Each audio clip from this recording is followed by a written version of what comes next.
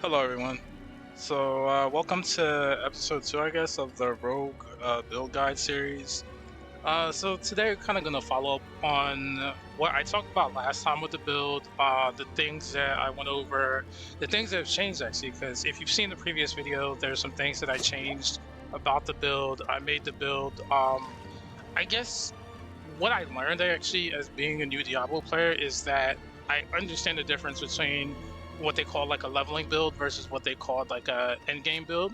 And with the end game build, like you can't utilize it from the start because you just don't have the stats, you don't have the specs, you know what I mean, different things like that. But once you hit a certain threshold, you can kind of switch over and you can change your stats, your specs, sorry, as far as what talents and skills that you're using to kind of synergize better for like high level gameplay. So it's still looking like the build kind of works. I know this is kind of like a build that no one has done before for the Rogue, and even my friend has told me the Rogue was not buffed in a recent patch, or they may buff it next season or something like that. But I mean, the way this build is looking, I think the Rogue is actually probably really strong. Like maybe the devs know that the Rogue is actually really strong, and they haven't really given people the clue in regard to that or whatever. So um, we'll see how things turn out and how the Diablo community like responds to it. So in the meantime, I'll continue to work on the build and see how it goes because it's actually pretty fun. Like I don't think I've hit a wall with the build as far as resource management, and actually resource management is actually a non-issue, and I've actually changed things around to reflect like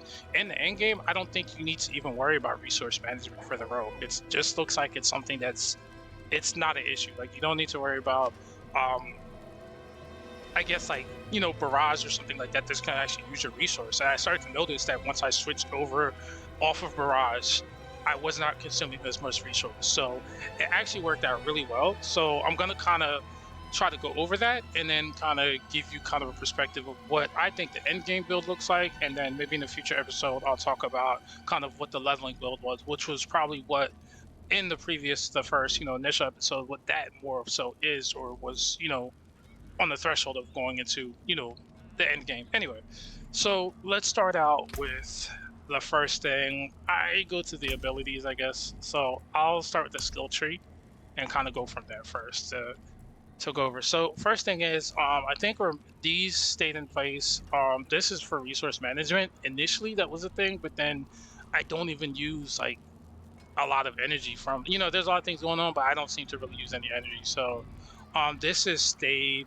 Um, yeah, these has pretty much stayed the same. I don't remember if these were the same from the last video, but got a lot of points through gear and other things in those. Here, yeah, got some points here. So essentially what changed is it went from Barrage over to this. And as you can see from the buffs and whatnot that you get from it, it's pretty interesting. Like initially you don't think that it has like a lot of I guess like stopping power or the ability to kind of be effective because of the cooldown, and that was my concern initially. Like, how do I make this effective with this cooldown? Because you losing barrage, which gives you every now and then something you can make space with. It does use a lot of resource, so then you got to kind of accommodate for that. So that was the initial thing. But switching to that, it's like, all right, I don't have barrage to make space. How does this work? But then somehow it actually kind of works. Like with other things that go on with vulnerable and like other status effects, and especially with this thing of unstoppable. Like I really think like again there's a lot of ways you could build this build where you tie in the aspects that tie in unstoppable and different things where you can make different versions of this build, I'm sure, that are super probably really strong, um or people are not even aware that they're really strong. But in my opinion, this build is pretty fun. I think it has the potential still to be pretty strong. So um, right now, let's see. So yeah, we're going with this. Why I decided to go with these? Okay, you gain 40 energy. Honestly, I don't even feel like I need the energy in regards to as far as like energy regen. So I changed some of the aspects, and I'll go over that after this. I decided to go with this.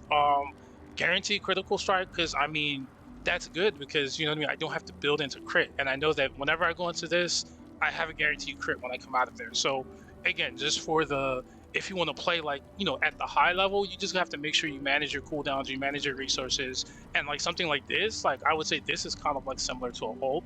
It's not an ult. I think I've used the ult before, like I think it's the shadow clone. Like I've used the shadow clone ult in the beta. I didn't even get a really chance to understand it. It was still very new to Diablo. So then you know what I mean, and still new to Diablo, so kind of still learning. So um in it, I think this actually, let me look at the cooldown there. What is the cooldown? So cooldown is like 60 seconds versus, okay, 18 seconds. So with this, why I think this is really good is that this is kind of a buff. And I'll explain it later with everything, why this is like a buff and how I try to apply it within the gameplay. And this is kind of like a buff, meaning that you get a guaranteed crit. So if you buff, um, your dark shroud, or if you use this first then go into this, when you come out of it you have a crit, you have a guaranteed crit, but you have the benefits from this covering you defensively. You don't need the crit chance that you get from this per se, but you have at least the defensive buffs from the dark shroud.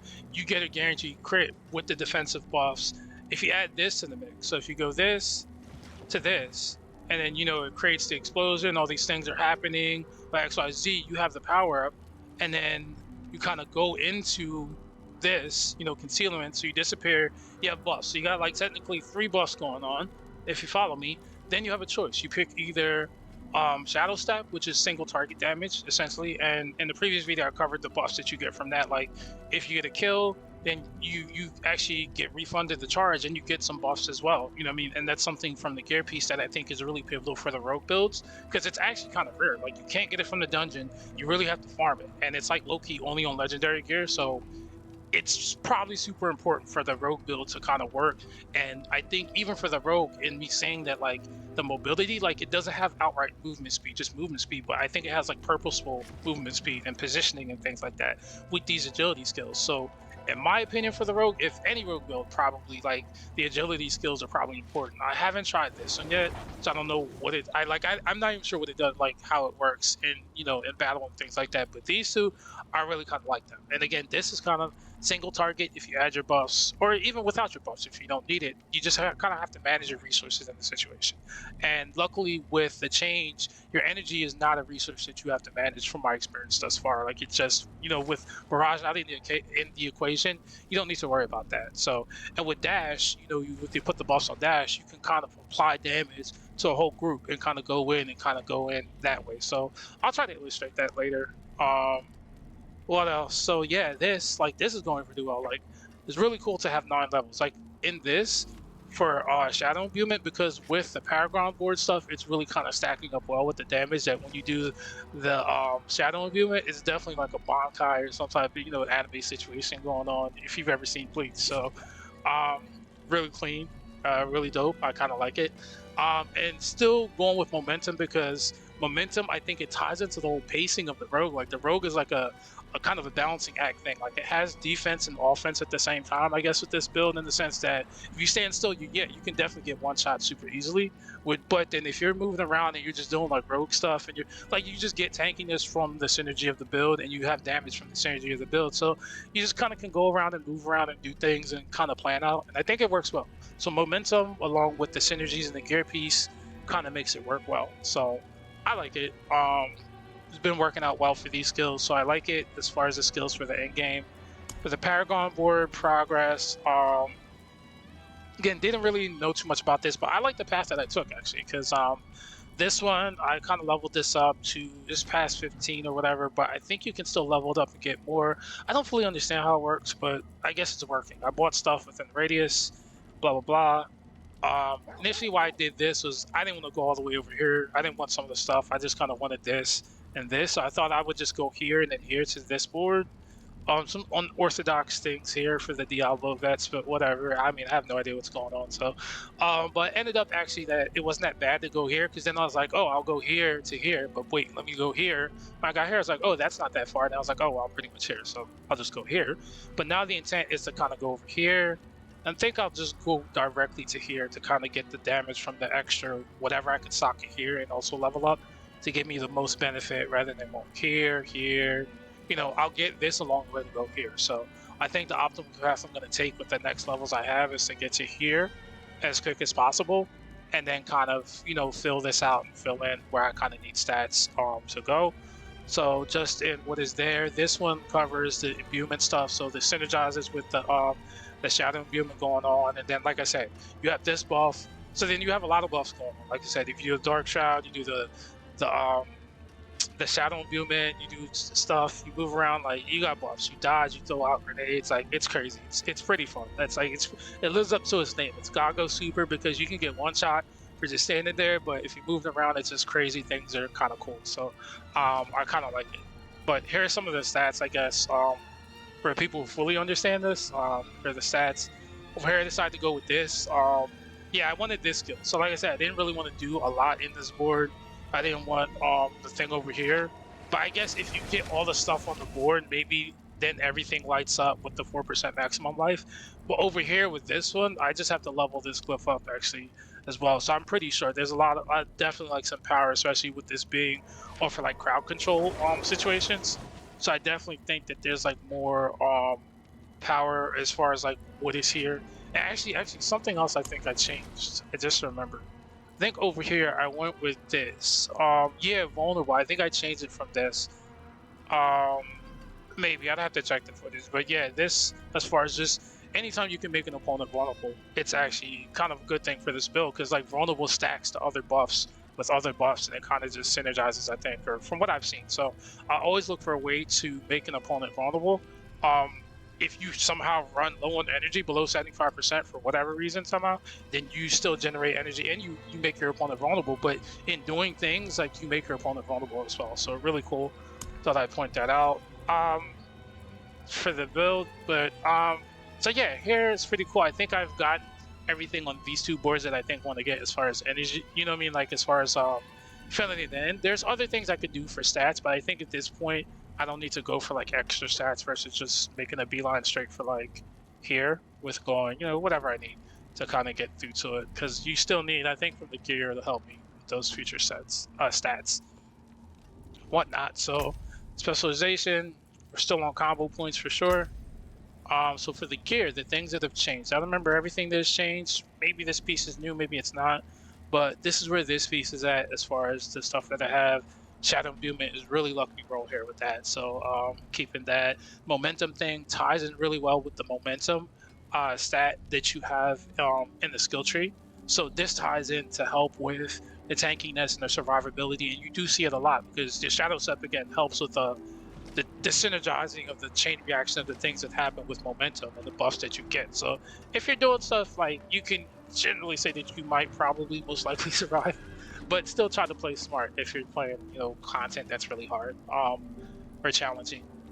With this, you hit crowd control enemy. Yeah, this is cool. I think this is like really good to have on as far as the aspect is concerned because it helps with the CC. Because I mean, you're squishy and tanky at the same time. You got to do damage, and some of the stuff I've seen, like yeah, like CC is kind of important. So again, having vulnerable, and then you know when you make vulnerable and you do CC stuff, this kind of helps with the crowd control, so you can kind of manage the damage and manage like the what's there. This I still like this for the build. This is still like, you know, very useful offensive and defensively, however you want to consider it. So even if I don't activate concealment, I can still use this for crit chance buff. You know what I mean? So there's layers to how you can approach the build. Like you can just like use it to poke to feel out what the enemy's level is or whatever, and then you can apply buffs. Like just do one buff with the dark shroud or whatever, go in, that runs out, do imbuement, or just, you know, buff all three, buff, you know, two things. You know what I mean? Dark shroud and then buff into the concealment to disappear and you get buffs. So it's really cool. Like I think diverse wise, like you don't have to approach the fight the same way with this build. Like you can approach it independent upon if you know, execute well. Like you got to kind of land your shots in a sense, like your dashes, you have to make sure you dash through to apply your statuses effectively. With your shadow set, you gotta make sure you try to hit the right target, like in everything that's going on. You gotta be quick in some situations so you don't get one shot. So the shadow step, you gotta try to hit the right opponent, but it's kind of forgiving because even if you hit somebody that's super squishy, you insta kill them, you get a refund on it, and then you get a buff. So then you can kind of go in again and try to get the target that you meant to hit. So it's actually really cool because then again, if you kill the wrong target that's super squishy, then you still can go again. So like the build's not super like you got to definitely one shot it, but once you get used to the pacing of it, which I'm still kind of getting used to, again, not super experienced with Diablo. Maybe there's faster paced builds, but I feel like it moves at a decent pace probably. Don't know what the norm is for this game, but anyway. So what was this one? The only target to these enemy utility skills. Yeah, I mean, I decided to go with concealment. I decided to start using kind of the stealth buffs because you know what I mean. If I'm already getting the stuff from using concealment, which is stealth as well, which they say I guess advanced form of stealth. If I get stealth from this, and again I can daze enemies with dash, and then I could use another dash, which is an agility skill, or I could use Shadow Step, which is an agility skill. So essentially, it definitely would grant me stealth. I don't know if I notice it because like things are kind of going on. I don't know if there's there probably is. There's a lot of indicators or whatever. So there probably something that indicates I'm in stealth. I don't even notice if I look different because then you can kind of feel out where you want to position yourself with stealth. So this is like really cool to have because it's really good for positioning. And if you don't have concealment, you can still get stealth. If this is working properly, you can still get stealth. You know what I'm saying? Without using concealment, and then get the buffs from the instant crit strike or whatever that you get. So I think if you stack a lot of these like stealth things as well in a different perspective of building this, it could be really strong. Um, the Shadow Step, really cool. I still really like it. I think it's essential for rogue builds, or at least this style of rogue build. I don't know how many different styles of rogue build there are, but this is cool. Like if you're using Shadow Step in your rogue build, this kind of works out for sure. Um, for this one, so now that I'm not using Mirage, I don't even use the bow, but I still have it equipped. And I googled it. They said that you still get the buffs even if you don't have a skill that uses the bow. So hopefully things, whatever works. I don't know with overpower, vulnerable, damage over time, like those things. This like hopefully those things are still working, which like from what I've googled, they should still be. Um, and then this, when casting a human skill, triggers the explosion. That I still like that actually for sure. So that's pretty good. And you know, the long-term goal is to kind of collect max rolls for these as like, and not apply them to these gear because I think I'll probably in the future get better gear like this. I don't think is max gear score. It's just I really hope I can get like these type of stats as far as like you know the ranks to like the extra thing because I really think that that is like unique for this build. Like if you can get extra ranks to like some of these stats, it makes the build kind of strong in a different way too, I think. So that's just up to RNG and however that decides to happen. So um, the primary thing here, which you're using, is kind of the daggers. So on here, you're human, vulnerable. So yeah, since you cast vulnerable, and this is just another way of like stacking damage. So like, you know, at the base level, that this build doesn't look like it's super strong. And I jokingly saying, but then kind of, I feel like it kind of is strong because I'm at level 81 and it's not like I'm hitting a wall in a sense where I think it's too difficult, but knock on wood, I'm gonna try to demo this and we'll see how it goes. So this with the whole vulnerable thing, it just kind of builds upon the whole stacking damage in different ways and multipliers and things like that. That I don't know how the numbers work, but it's doing stuff. So when you evade or shadow step, so really cool. I still like this for this type of build or style of build with the rogue, because again, you're getting free grenades, which is a whole nother skill, but you're getting the grenades for free, which if you apply vulnerable, then you evade and it's so many different ways I think you can kind of play this build and kind of like really play like the ninja style of like dismantling your opponent. Like I don't think the ninja is like necessarily the one shot necessarily, but they'll like dismantle their opponent. You know what I mean? The Akuma like die 1,000 deaths, like that type of situation. So that's what this I think build, and I even the devs right. This might have been what they were going for the rogue in certain builds or whatever. So who knows? Um, so this is what I substitute. So I think for the leveling build, I think you should go with the stat that has something that states like if you kill a vulnerable enemy, then you get like resource regen, like 60% resource regen or something like that. Like you should go that for the leveling build. But for the end game, I went with this because I thought about it. I was like, the content's probably going to get super hard. They're going to have like, a lot of different stuff. So should look the damage for sure. Because survivability didn't seem to be an issue.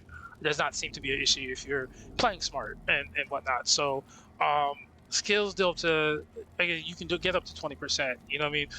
Based on your available primary resource. So like what I said at the beginning, like the resource stopped being like an issue in a sense that I stopped having resource issues once I switched from Barrage.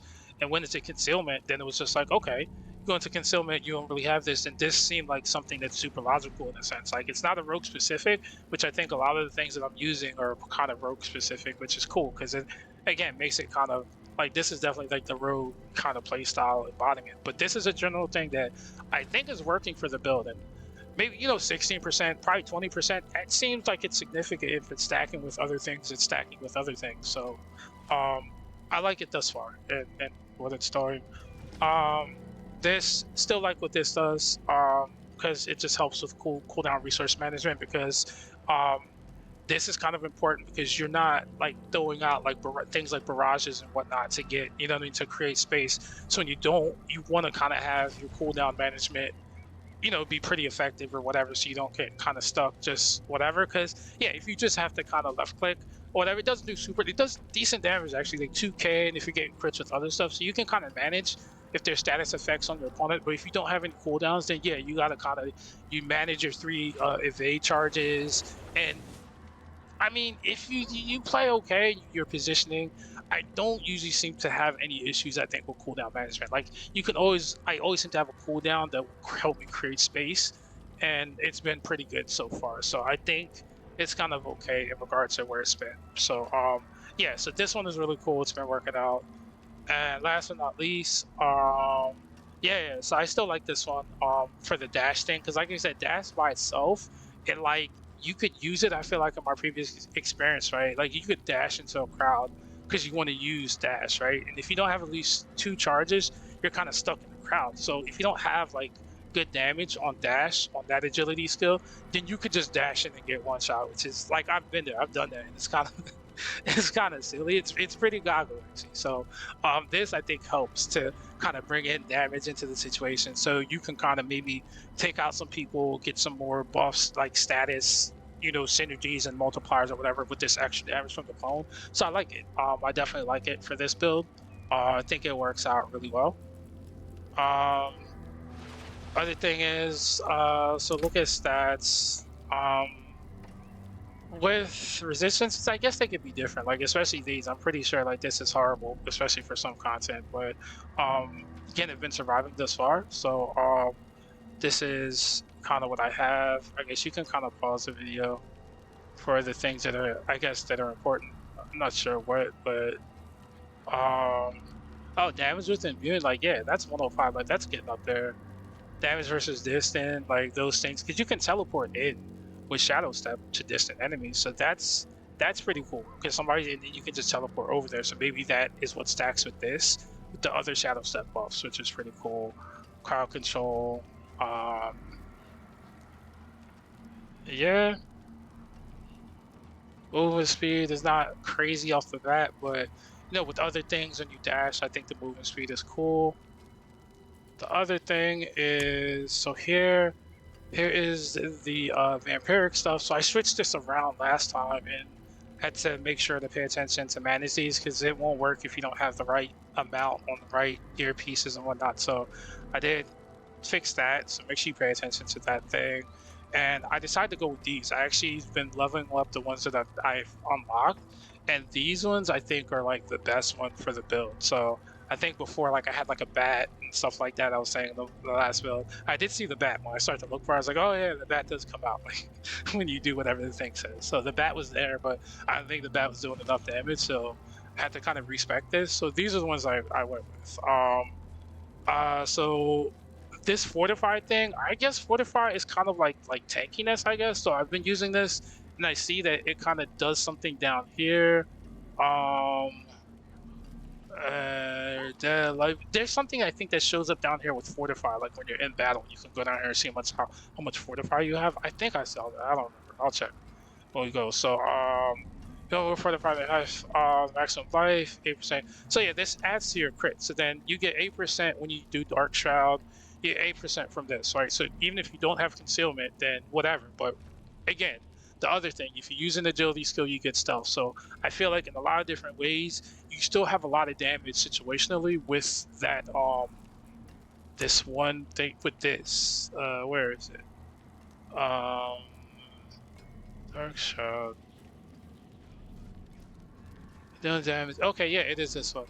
Deal damage, so days with the agility skill grant stealth. So the fact that you can get stealth, like you're using 2 agility skills, you can daze. So somebody's bound to be dazed in the crowd. You know what I mean? So I feel like probably in some regard, if you can watch the tapes or whatever, you're probably getting a lot of stealth, which means then you're probably getting a lot of the buffs from the concealment, which kind of ties into that. So I think with those things and it, tide and fortify and this with the crit strike, I think you're always getting some type of buff in some situations. You just have to kind of focus on your positioning and like take a second, like when you reposition yourself, to think about where do you position yourself next, where do you jump to next, and then you'll pretty much have a cooldown and then determine like, okay, I want to use all 3 buffs, I want to use 1 buff or 2 buffs or something to kind of apply it. And I'll try to illustrate that because I think it works in the way that I'm playing now. So we'll see how it goes. So this one is you deal 6% increased damage over time. So Vampiric Curse, actually. So I'll get to the piece that has Vampiric Curse. So from my understanding of reading this, I think that this is working because I have another thing that helps apply Vampiric Curse. Say you deal 60% increased damage. It sounds like a good thing. So went with it. Let's see. So increased damage to vulnerable enemies and they're vulnerable or affected by Vampiric Curse. Yeah, that's true. So I went with this as well. So this makes sense as well because vulnerable is like an ongoing theme, and then yeah. So ongoing theme, and then okay. So you start to sense.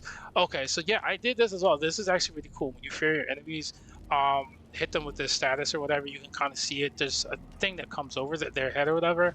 So there's 2 of them with this build. So I think you have to look out for the fear status, which I think is a yellow one, probably like the yellow thing that's over their head. So you can probably target the the feared enemies now, then with their shadow step, and then kind of come in and get the extra bust from that. So pretty cool things been working out so far.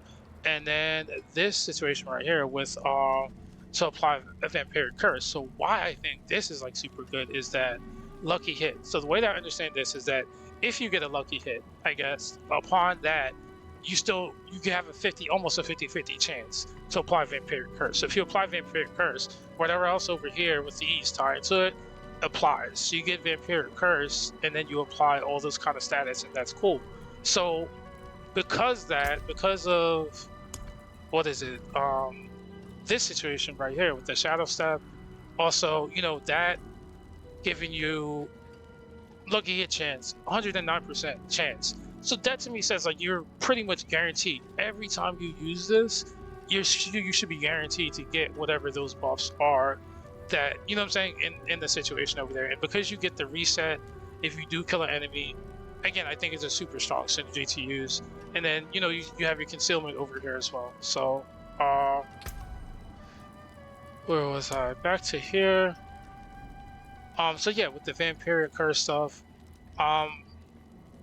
really cool. So then yeah, with the CC thing, the Vampiric Curse can spread, the other things can spread, so it's actually really cool. There's a lot of stuff happening, I think, with this build, and a lot of things to kind of talk about and discuss.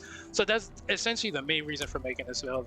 Is like, I jokingly think it's the best build, but my experience has been like this build has been like really fun to play for a character that I guess people are saying that it's not super strong, but I don't know Diablo at a high level to say that it is or it isn't, but I'm just gonna say it's probably the best build in the game from what I understand. So I've been figuring out how to understand things about Diablo as far as like building sigils and all the terminology for things, but I just found out that you can craft these. So to illustrate this build, I guess what I'm gonna try to do is just go through and play one of these and talk at the same time to try to illustrate how I am trying to apply or trying to approach the situation while still staying alive to see how this goes. So try to go with a 21 here. Okay, so we can't go with a 21. So we go with the, all right, no 22. All right, so we have this one. So we'll see how this goes. Knock on wood. We can actually complete this. I don't even know how long it is, but we'll see.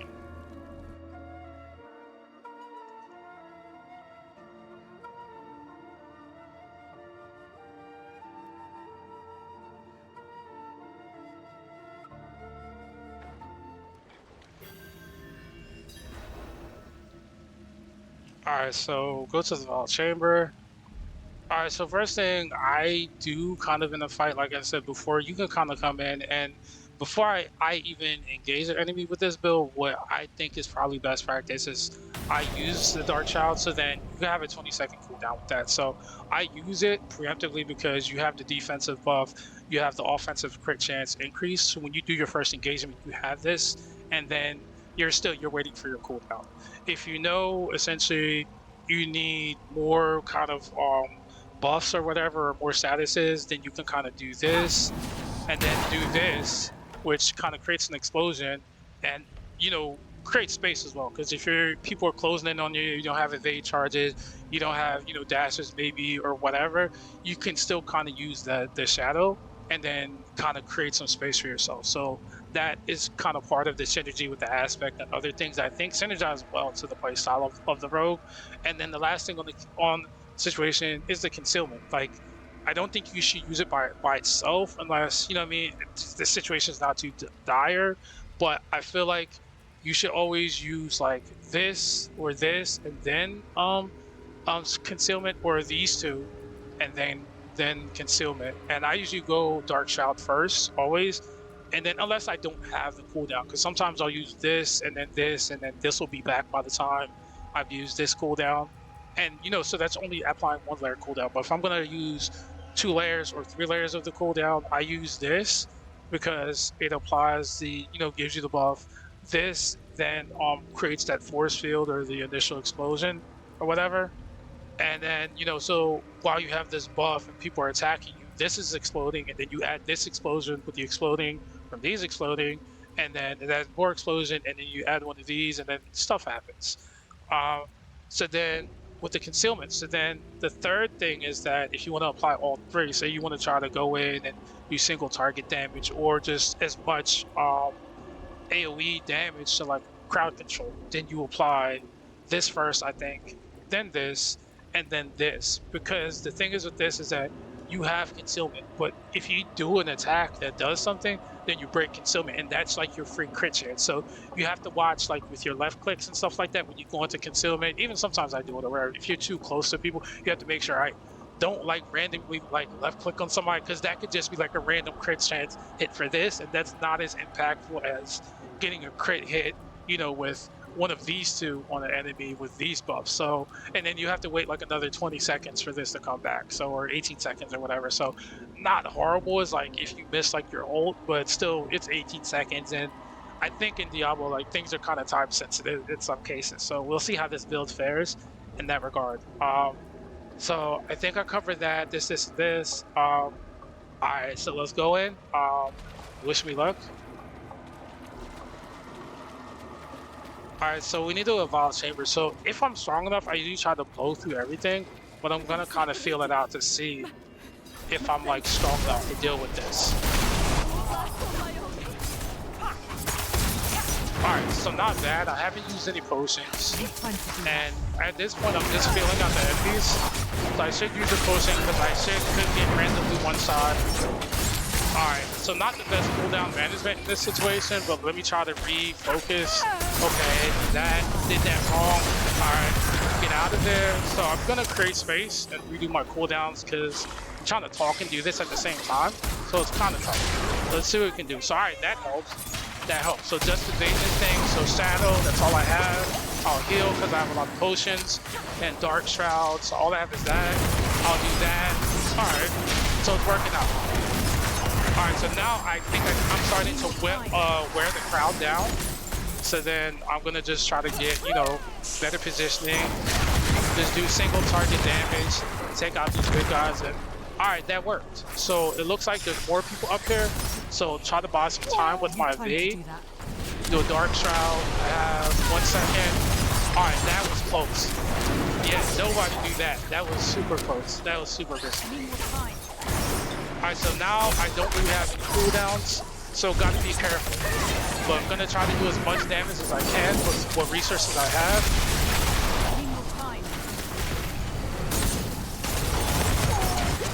Alright, so get out of there. Let my cooldowns cool down, so to speak. Alright. Was able to get out of that. That was super lucky. Alright, so just trying to manage the crowd of people. Alright, got some gear.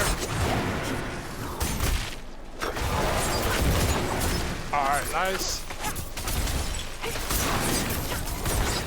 Time to do that. Alright, so these guys are pretty low. What I'm gonna try to do is just get, actually, so I have 1 second left for that, get that. Alright, so that's kind of an illustration of buffing all three to get the single target damage, and that hopefully kind of illustrated it in a sense. So, oh yeah, so I have extra charge. So even if you get CC'd in a sense, you can still use the Shadow Step as like kind of a get out of jail free card. If you kind of that, you can still Shadow Step to another opponent and continue it in the free charge. So, alright, knock on wood, so far so good, but yeah, we haven't really gone anywhere. So let's continue it. I'll get a buff. And so this time I'm going to try to buff with a Shadow Imbuement ahead of time, because I mean, it's not a big deal if I do. Like, I'll have another one by the time I go to attack. Alright, so that worked out well. That was a good illustration of that for the crowd. So I think with these dungeons, you don't necessarily know the proper way to go, but you just gotta kind of go somewhere and figure it out. So just trying to see which way I can go to get to the objective. I don't necessarily want to fight everything, because I think that's what I saw before with like other rogue builds. They demo them. It's not that you gotta kind of beat everything, because you have all these status effects that you're applying to people. So I think that's kind of the thing of the rogue build. Alright, so where do I need to go now?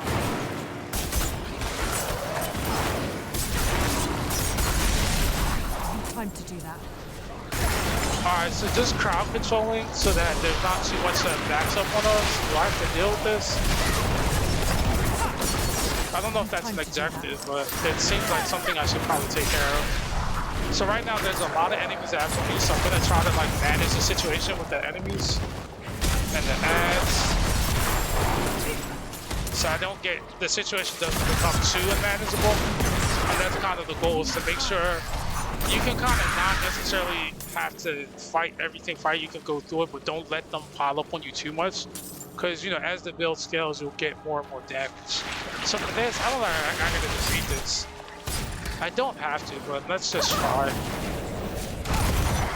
Alright, that was decent damage on this. I'm not ready yet.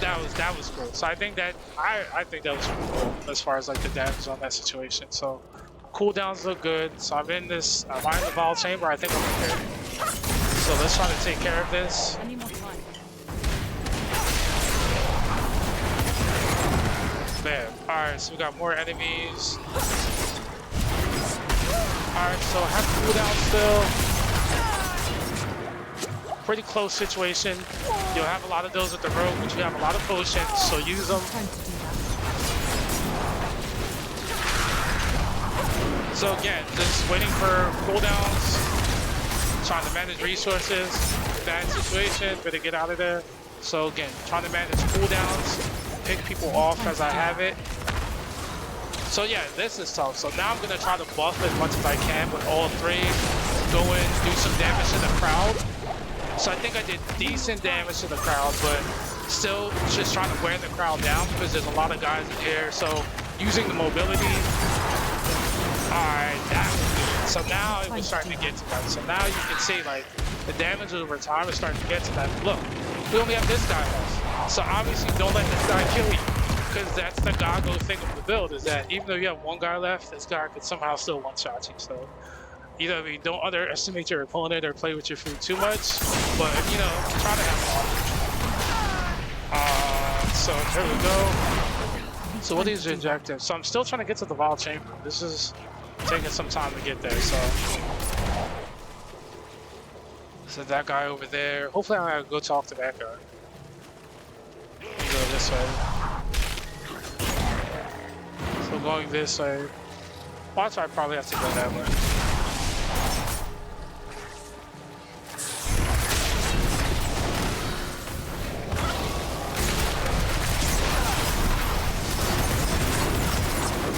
I need more time.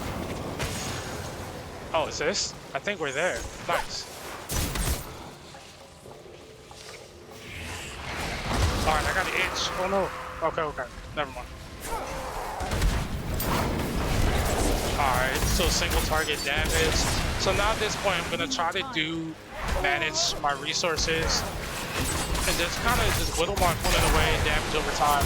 So not one-shotting, I need more time. but just trying to stay alive in the situation.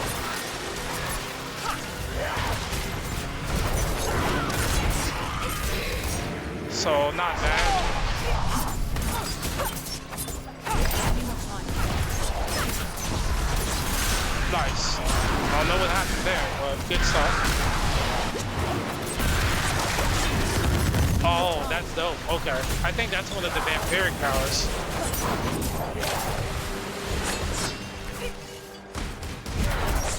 Alright, so we're like almost 50%. So, alright. So we have time. We're not super pressed here.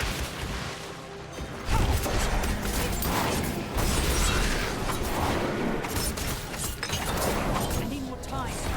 Alright, bad dash. I should have dashed in the other direction.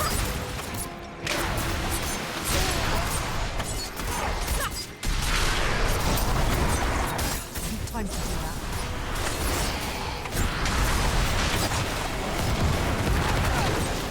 Alright.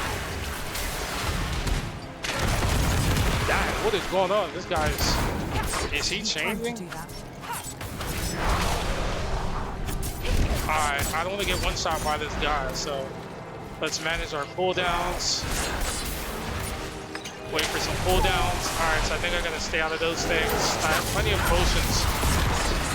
I need more time.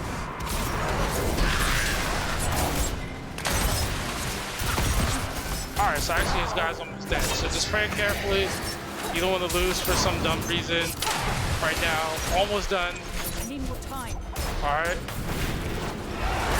So, nice. Alright, so there you go. So that's kind of the demo, I guess, for using the rope up until this point. Because like I said, I'm still just level 81 at this point. It's working this far. You got to kind of play a little bit smart. I know it's not one-shotting everything. You gotta kind of wait for cooldowns in a sense, but maybe with higher level gear pieces, things might get, you know, better stats and better things will probably help alleviate that. I have to look back at the footage or whatever to see how the resource management went, but I don't think I ever had any issues with resource management. It was more so the cooldowns. As far as cooldowns is just as far as trying to create space, but it's a challenge to kind of talk at the same time and do this and kind of explain what you're thinking about trying to do and execute and everything. So it worked out, knock on wood. We made it to the end. So hopefully you like the concept thus far. And it's not done yet, obviously, because I think, you know, the goal is to get to like level 100 or whatever to see how it goes. So I'm going to keep progressing to see how far this can go, you know, take it till the wheel falls off or the build doesn't work, because it's not necessarily a standard build that is typical for what has been put out for this game. So there could be something where I've been told by my friend that the damage is going to need to scale, you know, immensely at some point. You're just going to have so much on this on the screen and so many things to deal with. So that is a goal, to be able to kind of deal with that and be able to control the kind of crowd and see, like, you know, make sure the enemies don't kind of, you know, overwhelm you and stuff, because you don't have cooldowns, you don't have enough damage to kind of apply statuses and kind of build that kind of snowball on them. And that's what you got to kind of manage, is your cooldown resources, not necessarily this resource, in my opinion, in the end game. So maybe there's some better changes that could be made, but we'll see. In the long run, I'm gonna go with this one and kind of level that up, and that probably gave me some damage as well. So that's a pretty cool thing. So I'll continue with working on the build, and if you've been watching the previous video, appreciate it up until this point. So if this is your first time, take a look at the first video in this series about the perspective on building a rogue as far as a new player to Diablo, and just kind of the learning experience and like how, I guess, you know, I'm interpreting things, but some of these things can be interpreted incorrectly to somebody who actually plays Diablo or, you know, is very, very seasoned in playing this game. So any comments, suggestions, concerns, whatever, are appreciated. So like, comment, and subscribe. And thank you. Have a nice day, and see you in the next one.